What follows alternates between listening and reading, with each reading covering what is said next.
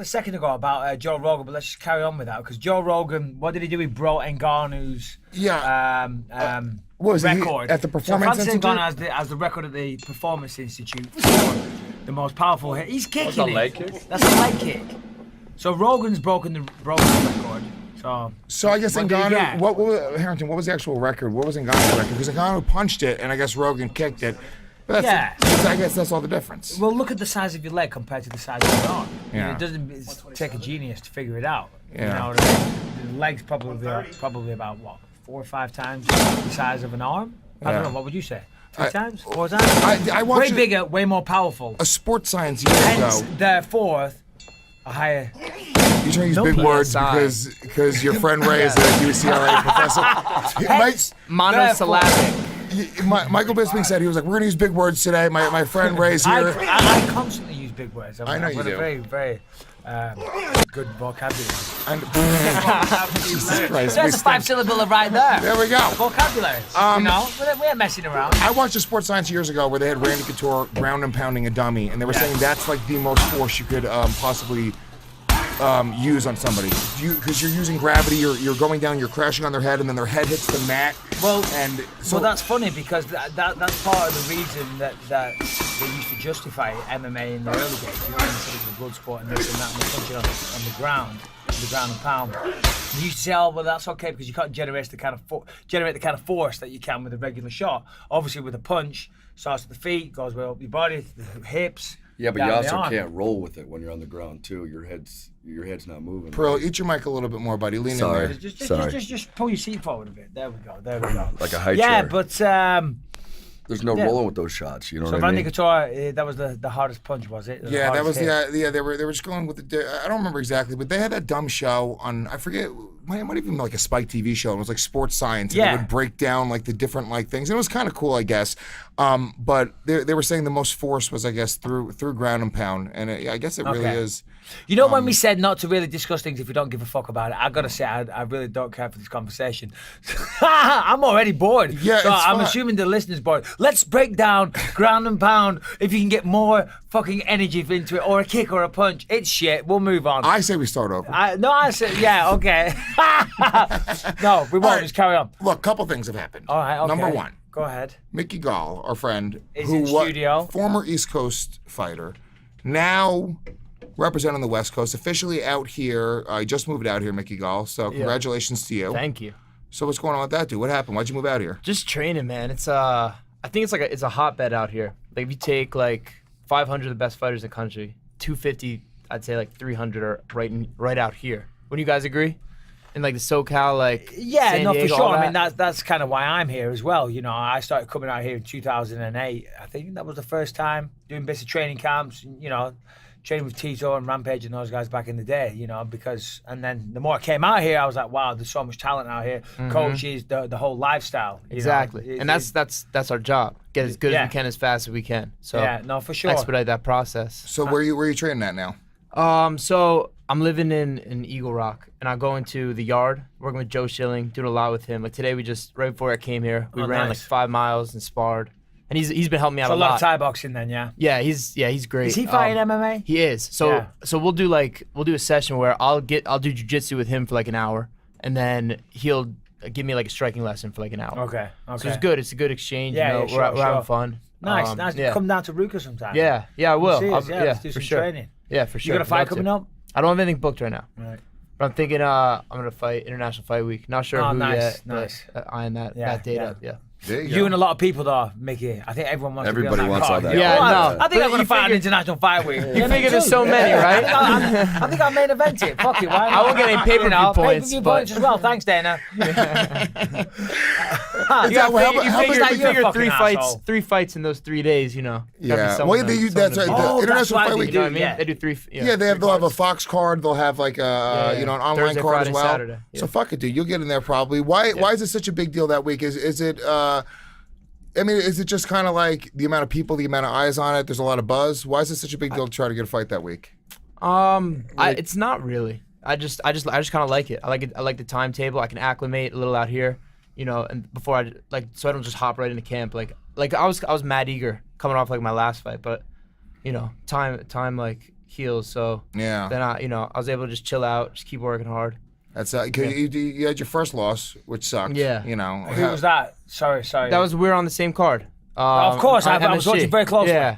No. That's why I didn't know because we both had a tough GSP. night. Yeah. That one. Yeah. Okay, fuck that Yeah.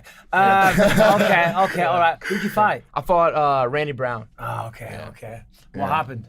Just I lost 2 out of the 3 rounds. Oh shit! No, that's right. Sorry, no, I do remember Yeah. now. Actually, I remember watching in the locker room. That's right. warming up like that's not going to be me. Yeah, yeah. You know the funniest one when I was warming up for Gastelum in China, we were hitting the pads, weren't we, Jay? And I'm hitting the pads. I'm going right hand, left hook, right hand, left hook. I'm like, this fight ain't going the fucking distance. This fight ain't going the distance.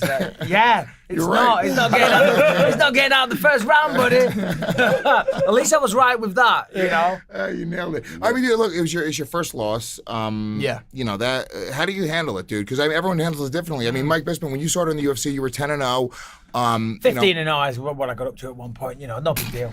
All right, I'm sorry. Let's have it right though. You know, Wasn't it 10-0? I was 10-0 when I joined the UFC. Oh, all right. So, Yeah, so I so got I was to- completely accurate. You were That's correct. All right, good. So, all right, you were 10-0 when you joined the UFC. Eventually, you suffer a loss. What was it like? Talk to us about It that. sucked. It was the worst. Like I would have like especially for like the first 2 weeks after, I had Tourette's. Like I would just be like, fuck, like 5 times a day. I just feel like just thinking about it. Yeah. So it didn't go right. I didn't feel good that day. Well, it wasn't the best me. I think 9 times out of 10 I win that fight. I just, off night. Well, that's the way it goes Wasn't my- sometimes. yeah. You know? Yeah, it's just. I don't know, Jason. How would you say? I mean, just some nights it's hard. You know, I mean, you have a bad day at the office. That's what they say. But Well, as I a guess- coach, what do you tell your guy who comes off a first loss? Because you've dealt with that many times. Yeah. Yeah, I mean, you give them all the cliche sayings. no, it is. This was though, God's yeah. plan. Oh, I hate it. Blame God. Everything I- happens I for a hate reason. it when Everything people happens say for a reason, it was man. God's plan.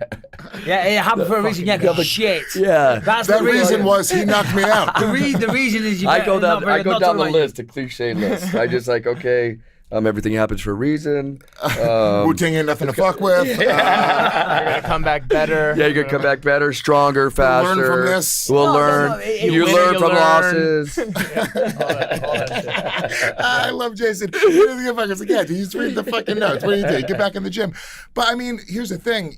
For you, it is your first loss. It is a really, really big deal. But for somebody like you as a coach, it's sort of another day at the office, right? It's not part of the roller coaster. It's such an Yeah. up and down as a coach because you do feel the effects of the wins and losses of your fighters. And when you're close with your fighter, I mean, you feel them. I mean, you don't feel it obviously physically, but you feel it in your guts and your soul, the whole 9 yards. So when Mike falls short in his fights, I mean, it's gut wrenching. I'm like our boy Mickey over here. I'll go home and have some Tourette's myself, And I'm not mad at Mike. You know what I mean? Like I'm mad at the situation. I'm mad at maybe could have I done more? Could have I said something? Whatever, Yeah. Losses are shitty, and as a coach, I really feel every bit of the loss, and I feel the wins as well. That's what keeps you going coaching too, because even as a coach, I mean I've lost a lot more fights than fighters lost. You know what I mean? Because because there's so many different fighters. So I've had, you go on losing streaks sometimes. You go on winning streaks, and sometimes you want to be like, "Fuck, man, I'm over this shit." Just one question as it pertains to that, because I think it's kind of interesting. What happens when you have 2 fighters on a card?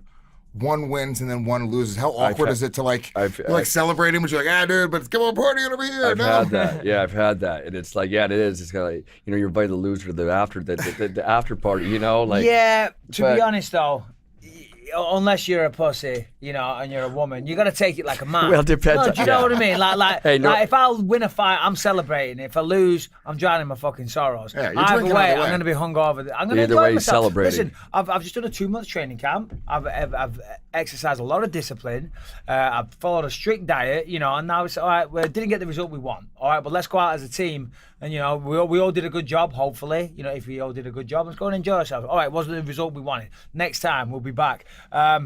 When I fought Rashad Evans, for me that was a weird one because that was my first loss. It was a split decision. It was a split decision, highly controversial that a lot of people thought I won.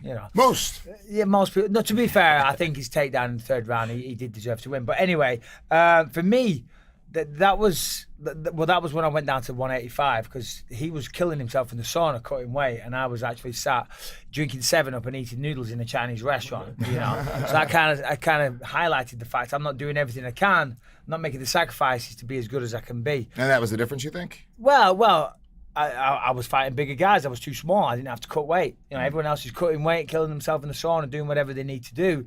I'm fucking in a Chinese restaurant. I mean, look at the size of some of these middleweights. Some of these middleweights are fucking monsters. Well, this is it. So I cut down to middleweight. And my first fight, second fight, I was fighting Jason Day, I think. And I remember seeing him in the hotel. I was like, holy shit, I thought these middleweights were small. Right. I mean, look at Luke Rockhold for crying out loud. But it was weird, you know, because that fight against Rashad as well, I was happy to be there. Do you know what I mean? Because I looked at Rashad, I had a lot of respect for him. He won the Ultimate Fighter. To me, he was like a big star in my head. And did he win it at heavyweight? Yeah, he won it at heavyweight. That's a big deal, dude. He won it at heavyweight. He was fucking just out wrestling all these huge dudes. Yeah, you know what? That might have been easier though. Heavyweights generally aren't that good. Like even Callum, like he wrestles at 195, and next year we're like, you know, Callum, you have to watch your weight because otherwise you're gonna have to go up to 220. And he's like, honestly, Dad, he said, I think it's an easier division. Because the guys aren't as explosive or as fast or whatever. Athletic, you know what I mean?